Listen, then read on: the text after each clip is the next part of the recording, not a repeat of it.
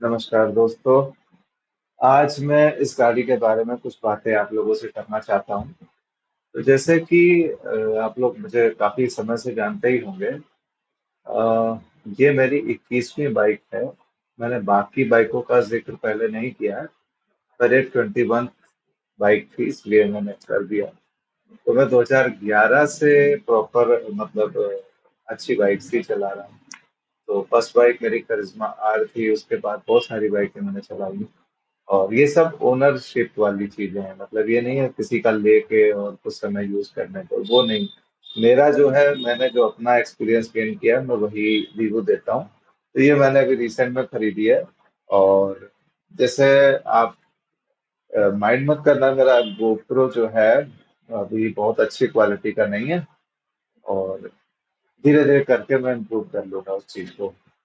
और मैं ये वॉइस ओवर देता हूँ हमेशा गोप्रो के मतलब अलग से, क्योंकि जो है GoPro से मेरे पास उसका माइक नहीं है, तो प्रॉपर रिकॉर्डिंग उससे ऑडियो की हो नहीं पाती है। तो बाइक के बारे में बात करते हैं। तो जैसे मैंने बताया कि ये 400 सीसी वाली है। तो ये लखनऊ के शोरूम में एक बची हुई थी, तो मैं वहां से लेके आया हूँ। और मुझे ठीक ठाक डिस्काउंट पे मिल गई। और लगभग नई वाली आ रही थी 3,10,000 समथिंग की।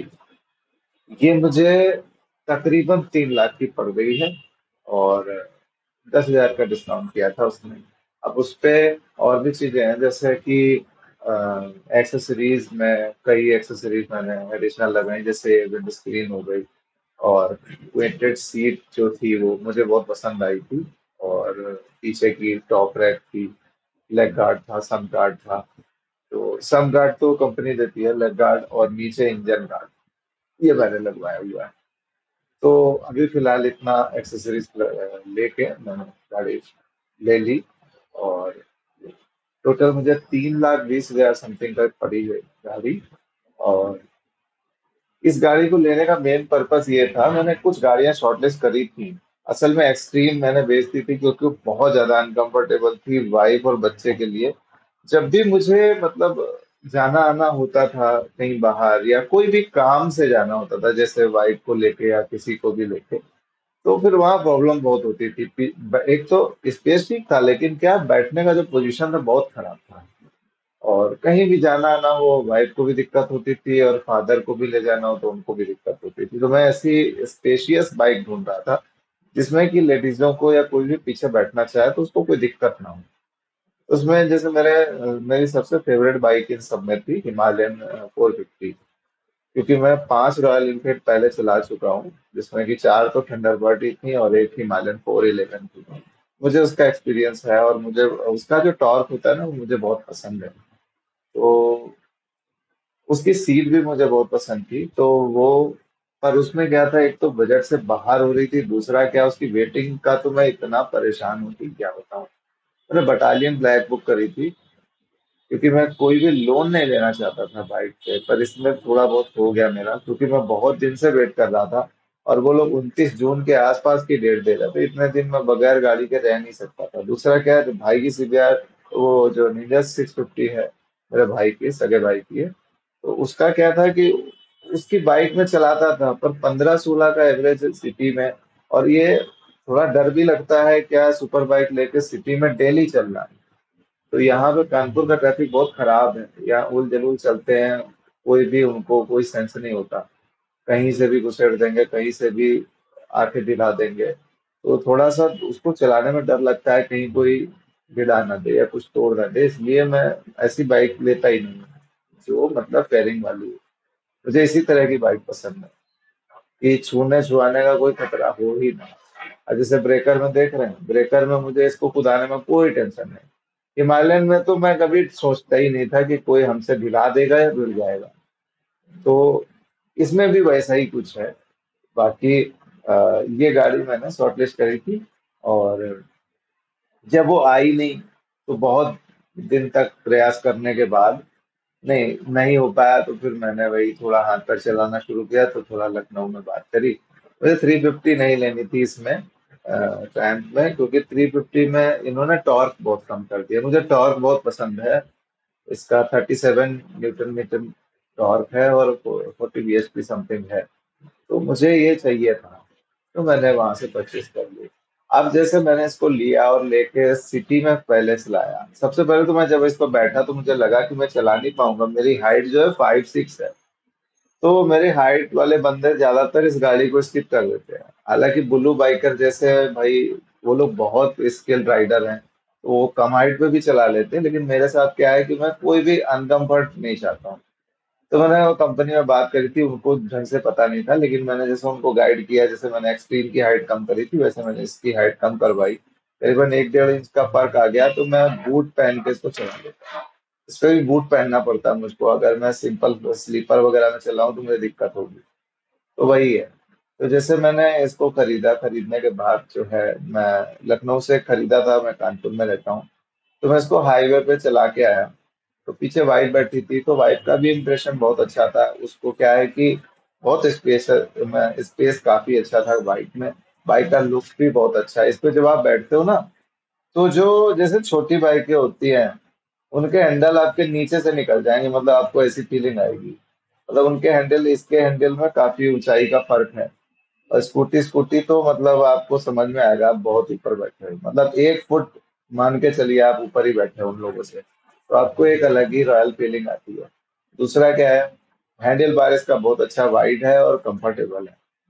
सस्पेंशन इसके कुल मिला के ठीक है। आगे का मुझे हल्का फुल्का स्टिफ लगता है, पीछे के अच्छे हैं।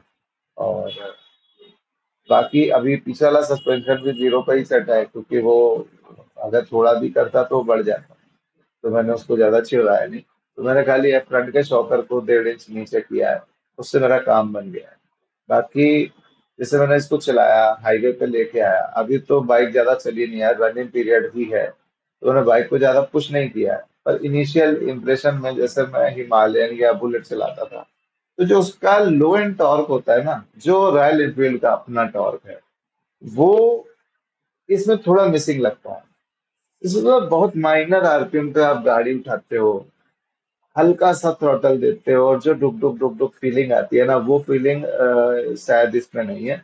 थोड़ा बहुत निंजा 650 में लगती है मुझे, क्योंकि निंजा 650 का टॉर्क बहुत ज्यादा है। उसमें मुझे महसूस होता है, डोमिनार में भी थोड़ा बहुत महसूस होता है, ज्यादा नहीं पर थोड़ा बहुत महसूस होता है वो। बाकी चलाने में मुझे काफी पसंद आई, बहुत स्मूथ है। मतलब अगर बाकी गाड़ियों की तुलना करूँ तो काफी स्मूथ है।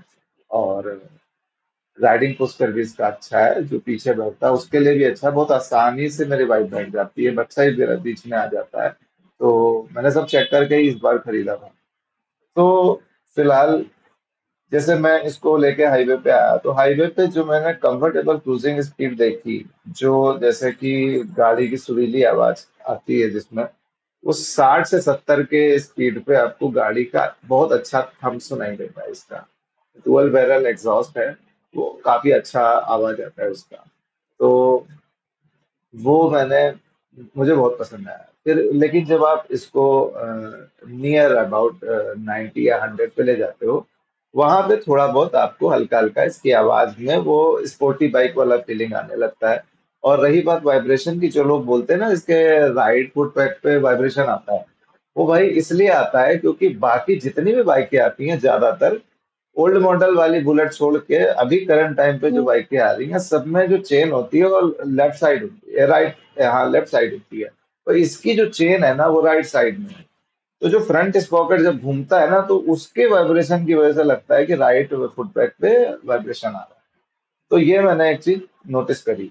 तो वाइब्रेशन इसका था थोड़ा बहुत, मतलब 100 की स्पीड पे जैसे एज ए स्पोर्ट बाइक चला रहे हैं, तो मतलब मुझे लगा कि मतलब हल्का फुल्का वाइब्रेशन लगता है। और बाकी इसमें ये भी है कि इसका जो फ्रंट स्पॉकेट है ना, वो शायद 14 फीट का दिया है टॉर्क बढ़ाने के चक्कर में।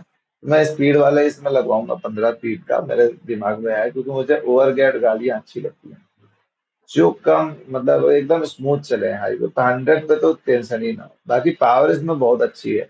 इसमें पावर 40 bhp है, जितना मुझे लगता है कि बिल्कुल टेंशन फ्री, आप बस थ्रॉटल दो आगे बढ़ जाओ। किसी भी कार को ओवरटेक करना हो या कुछ भी हो, कोई दिक्कत नहीं है, एकदम बिंदास चलाओ। छोटे मोटे ब्रेकर मैं ध्यान ही नहीं देता हूँ। एक चीज मैंने नोटिस करी अभी इस समय, हल्का से इसके कौन सेट से आवाज आई थी, मैं भी अभी नई बाइक है, थोड़ा सा हैंडल ढीला हो सकता है, बाई चांस फर्स्ट सर्विस में मैं उसको दिखा लूंगा। इसकी हेडलाइट बहुत खराब थी, बहुत ही ज्यादा खराब थी। दूसरा ये ऊपर से ग्रिल भी लगा देते, ग्रिल लगाने पे तो प्लास्टिक की ग्रिल है यार, वो क्या बचाएगी गाड़ी को।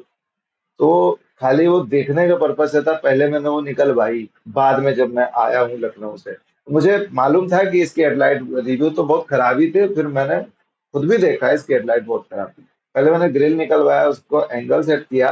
पर एक चीज मैं बताऊं, इसका जो, इसमें कंपनी क्या मूर्खता करती है मेरे समझ में नहीं आता है। कि इसकी जो अपर बीम है, जैसे एक्सट्रीम 250 आर थी, उसमें अगर लोअर बीम के साथ अपर बीम जला दो तो आपका काम चल जाता था, आपको अच्छी मतलब डिसेंट हेडलाइट मिल जाती थी। इसमें भी वही चीज है। पर इसमें क्या कंपनी ने मूर्खता क्या करी है, जो इसका मेन स्विच है अपर वाला, वो काम ही नहीं करता, मतलब उसमें इन्होंने डीआरएल दे रखे हैं।